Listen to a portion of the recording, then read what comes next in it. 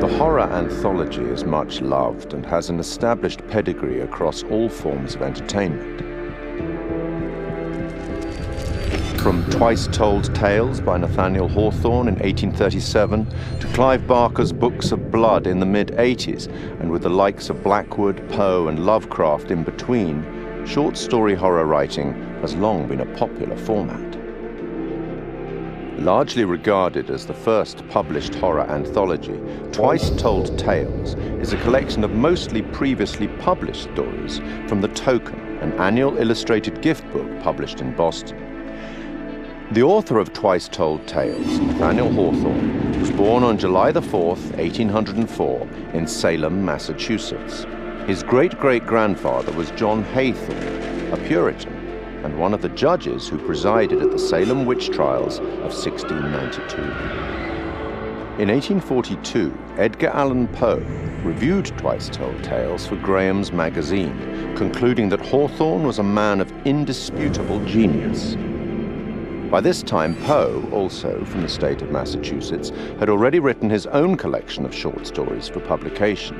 This collection, titled Tales of the Grotesque and Arabesque, was published in 2 volumes in 1839. The horror anthology had become a recognized format, and after also writing many short stories for newspapers and magazines, Algernon and Blackwood's first publication, The Empty House and Other Ghost Stories, was released in 1906. Blackwood went on to write such classics as The Willows and The Wendigo, which was first published in another anthology, The Lost Valley and Other Stories, in 1910. Fast forward 74 years to 1984 and the first publication of Books of Blood. Each book was a collection of horror stories written by British author Clive Barker, the first of which catapulted Barker to legendary status in horror writing, with Stephen King proclaiming him the future of horror. Several of the stories from Books of Blood have been adapted successfully for film, including Rawhead Rex and The Midnight Meat Train. Barker adapted The Yattering Jack in 1986 for use in George A. Romero's anthology TV series Tales from the Dark Side. I take it you will remain. Short-form storytelling arrived on a new medium in 1938 when the radio show The Mercury Theatre on Air broadcast an adaptation of Dracula. I have never seen Count Dracula by day. At sunrise, at the first cockcrow, he is gone. The series was the creation of Orson Welles and John Houseman and became most famous for its broadcast of War of the Worlds, which terrified listeners, believing that the alien invasion was a reality. From 1942, the radio drama series Suspense broadcast more than 90 short plays on CBS radio for 20 years, often featuring some of Hollywood's leading stars. Initially, the series seldom used material that would be classified as horror, fantasy, or science fiction, but by the late 50s, this became a regular occurrence, including material such as H.P. Lovecraft's The Dunwich Horror. One episode, The Hitchhiker, broadcast in 1942, featured a performance by Orson Welles and was later adapted for an episode of The Twilight Zone in 1960. 1947 saw the debut of Quiet Please, a radio horror and fantasy series created by Willis Cooper. Cooper had been a writer for Orson Welles' Campbell Playhouse, which had succeeded the Mercury Theatre on Air. Quiet Please, which is written and directed by Willis Cooper and features Ernest Chappell. Quiet Please for tonight is called Camera Obscura. The play's scripts often broke the fourth wall by speaking directly to the listener, a technique much adopted in later horror anthologies. In his book, Terror on the Air, Horror Radio in America, Richard J. Hand wrote that Cooper had enjoyed creating roles for the audience, including implicating them in the action of the story itself, indicating a clear desire to create horror as interactive entertainment more than 70 years ago. The show ran for 2 years. Forward 50 more years in radio, and in October 2010, we see the debut of Larry Fessenden and Glenn McQuaid's radio show, Tales from Beyond the Pale. Successful genre filmmakers in their respective rights, the two began producing episodes under Fessenden Studio, Glass Eye Pix, influenced by the works of Boris Karloff, Peter Lorre, and Orson Welles. Fessenden would later partner with the show's sound designer, Graham Resnick, to write the scripts for Supermassive Games' critically acclaimed horror debut, Until Dawn, and for the first game in their Dark Pictures horror anthology, Man of Medan.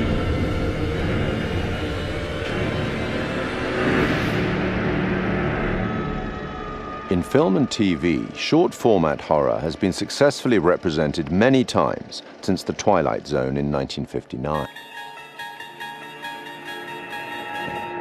Created and presented by Rod Serling, The Twilight Zone ran for 5 seasons on CBS from 1959 to 1964. Each show was a standalone story featuring characters faced by surreal and often disturbing events. Serling's introductions and conclusions to each show summarized the story and provided some justification for the events and, often, the moral of the story. In 2016, Rolling Stone placed The Twilight Zone at number 7 in its list of the greatest shows of all time. The 1972 film Tales from the Crypt is highly regarded by fans of the genre. Starring Peter Cushing and Joan Collins and featuring Ralph Richardson as the Crypt Keeper, it is an anthology film based on stories from EC Comics, and one of several Amicus horror anthologies produced in that decade. And in 1989, HBO launched a horror anthology series under the same name, also based on EC Comics, which ran until July 1996. 1982 saw the release of Creepshow, a dark comic horror anthology film directed by George A. Romero. Influenced by and a homage to the material from the EC and DC comics of the 1950s, its entirely original material was written by Stephen King, and it is a somewhat tongue-in-cheek expression of the horror genre. 25 years on, and in 2007, Trick or Treat presents another set of horror shorts as a dark comedy horror anthology film. And then, in 2012, a very different anthology film with a very different tone, VHS. Created by Brad Miska and Bloody Disgusting, an American horror genre website and film production company, VHS is a much darker horror anthology film. Comprising 6 short horror stories and linked by a found footage theme, 2 of the stories, Second Honeymoon and Tuesday the 17th, were written and directed by Ty West and Glenn McQuaid. Other examples in film and TV that are more than worthy of mention are Roger Corman's 1962 anthology, Tales of Terror, based on 3 Edgar Allan Poe short stories and featuring Peter Lorre, Vincent Price, and Basil Rathbone. The 1963 Italian horror anthology, Black Sabbath, narrated by Boris Karloff. The TV series Night Gallery, a spiritual successor to, or certainly a close relative of, The Twilight Zone, fronted again by Rod Serling and focusing more directly on horror, which ran from 1969 to 1973. Stephen King's Cat's Eye of 1985. John Carpenter's 1993 film Body Bags, featuring the likes of Sam Raimi, Wes Craven, and Mark Hamill. And Southbound, a 2016 road trip horror anthology by a number of the collaborators on VHS. From written fiction through radio, cinema, and TV, and now video games, horror anthology is a format that both creators and horror fans enjoy. And it's a format that has existed for almost 200 years. Long may it continue.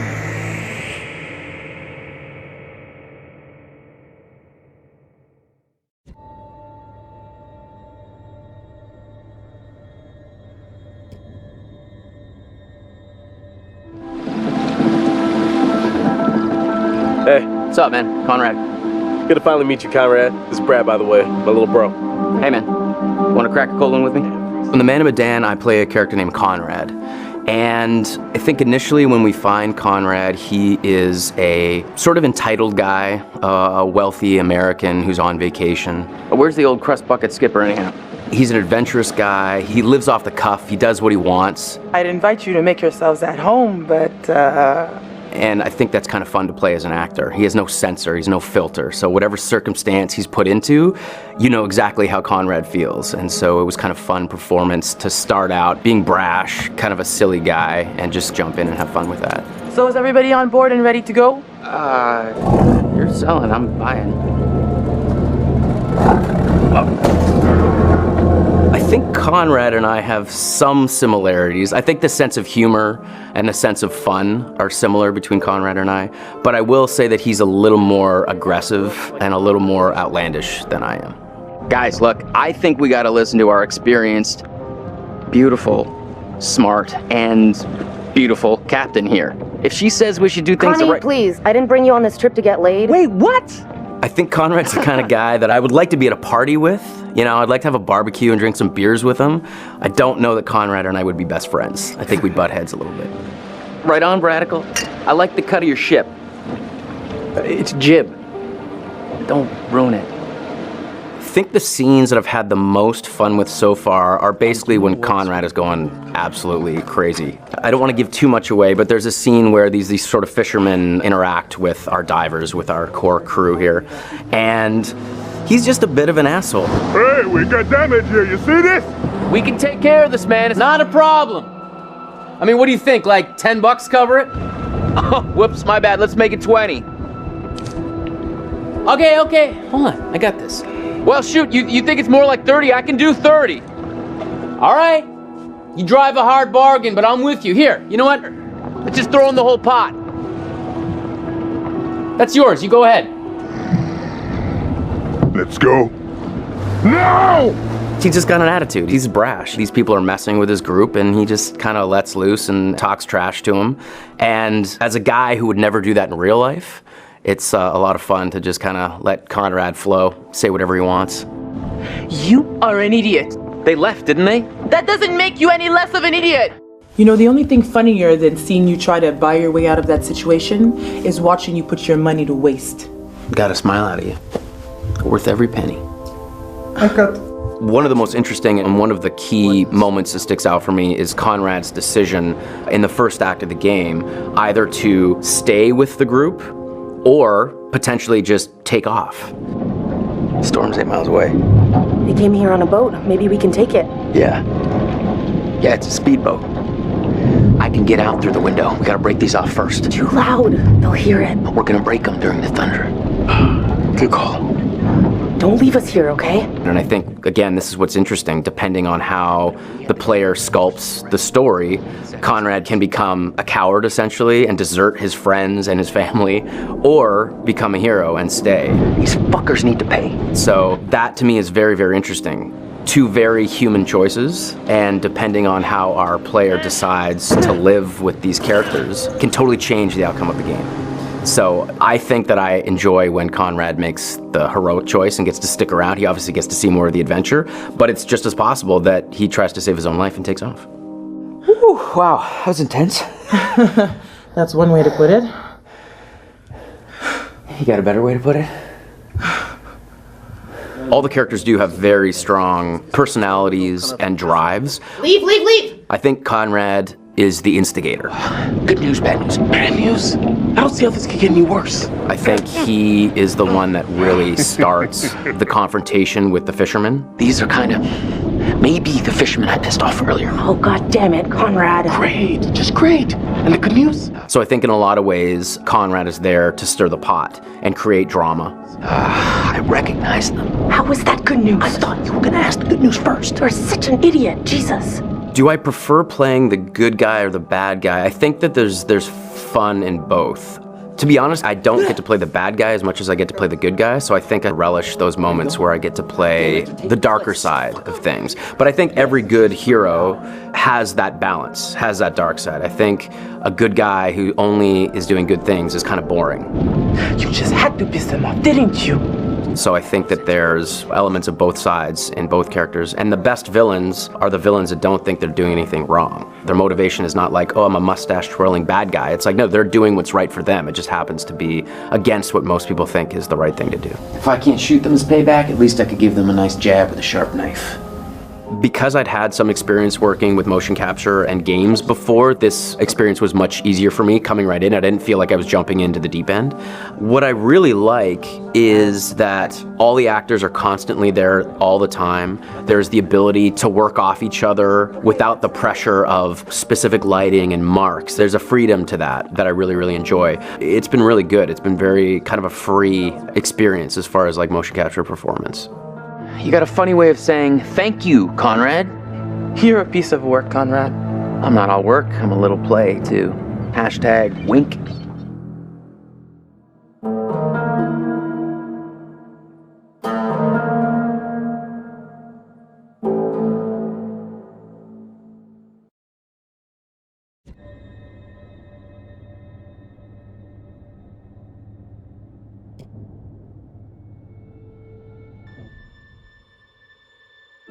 Hello.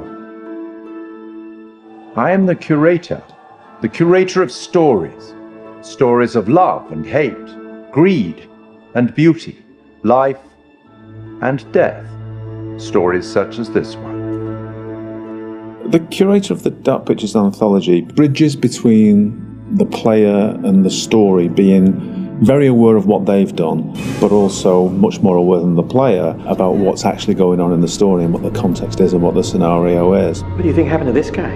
Now, for the first time, for some reason that he himself doesn't even understand, he's been given the opportunity to talk to somebody, and that somebody is the player. As far as he knows, it's always been him that's done this job, and nobody else. And within his library is the story of everybody's life and death. There's even rooms in there that he can't remember ever going in, but he's way too busy to go and explore because there's always another end of life to record and document. Clothes are so important because they provide an insight into the character. They explain where the character's been, they describe where he's going, they suggest motive. We want the audience to perceive him as having everything completely in control. So all of the ideas of his clothes being tailored to his body, it's really important to us. We worked with a costume designer. He did a lot of research into the authenticity of the materials and textures. He provided us with lots of authentic high-resolution reference. He even gave us material swatches. It was really useful for us because looking at the folds, looking at the visual language of cloth, how do they sit on the character? Is it working from a distance? What's the weight of the material? It gave us a really good platform in order to produce high-quality, realistic materials. Giving it that depth. I'm here to record the story you choose to tell. I think that whenever you're dealing with a realistic human acting performance and facial expressions, that part of it is so key to transferring the emotion that you want to over to the player. Just the definition and detail that you need now is quite challenging. But there are repercussions. In terms of cameras, it's quite interesting as well because we've talked a little bit before about how we use skewed angles, upshots, tilts and all that kind of thing to create this feeling of unease and anxiety in the horror moments. And for the Curator, it was quite the opposite actually.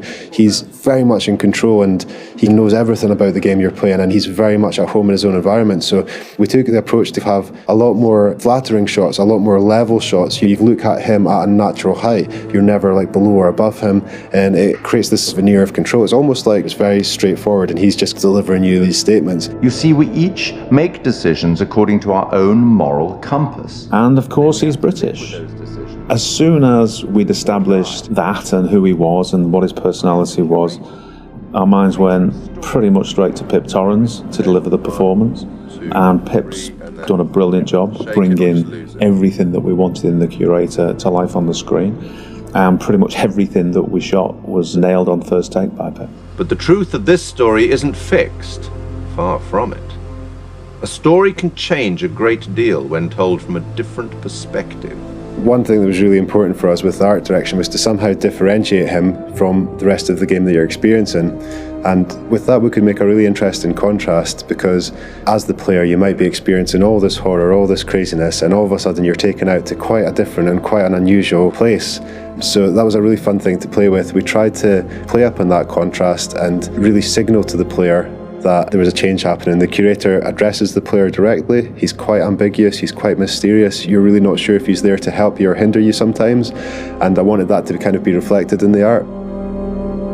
The corridor that he is in at the start of the game, and where you see him a lot of times, we wanted to get this feel of an almost infinite corridor that's got this maze-like feel. It's not a set-out space that you automatically understand as a viewer when you see it. You're not sure how long it goes on, how many paths there are, how much of a maze this corridor is. So to light that, we wanted to get this feel where there's not markers that tell you this is where you are right now in the corridor, you've been here before, just to increase that feeling of not being fully aware of your surroundings and add to the mystery of the scene. And then he goes into his repository, which is a huge vault of books and secrets, with his main desk right in the middle. He's got large windows for light, a skylight above that would also let a lot of light in, a mezzanine floor, a marble fireplace, classical, opulent, sophisticated. The central feature of the repository is the curator's desk. So we researched how that might look and wanted to make it look a big, substantial piece of furniture. We added a lot of scroll work and detail to the front and rear. All of the things that you'd expect, the brass fittings for the drawers. There's quite a lot of detail went into that, and we thought we might be seeing that quite close as well again. So in the end, it fits nicely within its environment. It references some of the Victorian era detail that you might see on a piece like that. The creator has the ability to access stories through the pictures on the wall. They're almost portals through to another world. And that all had to fit within our architectural environment. So we looked at very ornate framings, large pictures that would hang on the walls, that would feel correct and not out of place, and something of this nature. We thought about where we could include light sources that would be interesting, would put light in the right areas of the room. The skylight's a really good example. We decided that having this top-down ambience would really bed the scene in nicely and create this nice veneer to it. And then adding another number of interesting light sources that we can use for accents, such as a fireplace, such as the candles, that just are there to give you that extra range of colour if you need it. They're there to draw the eye of the player to what we want to show them. It's not my place to interfere, but I might be persuaded to offer the occasional hint.